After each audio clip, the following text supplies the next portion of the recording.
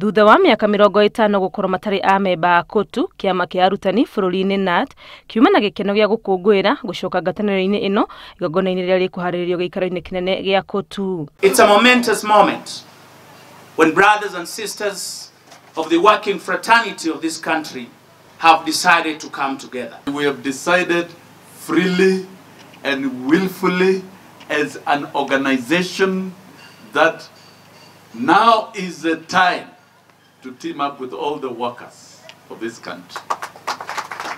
Itua riri ni kumana na wiguano uria wakinyirirwo kigomano-ini kia NAT muthia-ini wa mwaka muthiru wa kuiga mitaratara mirumu ya kuruirira ihoto cia arutani.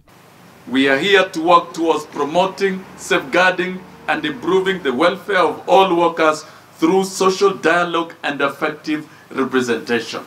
Akimamukira mwandiki munene wa KOTU Francis Atwoli augete twarutani tumakugunika na unyitaniri uyu amuurekera hinya mugambo wa aruti a wira guku bururi-ini ona nja ya bururi. We can be able to speak on behalf of our members, on behalf of our country when we are outside there, we are ambassadors, and on behalf of our sub-region and on behalf of our continent in general.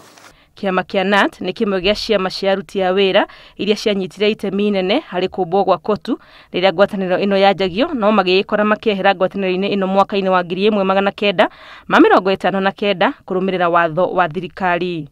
Gucoka gwa kiama kia NAT ngwataniro-ini ya KOTU kurahingia ciama 45 cia aruti a wira iria ire ngwataniro-ini ino guku bururi-ini. Ngiribotera Inooro TV, Ritwa riakwa ni Wangui wa Mwangi.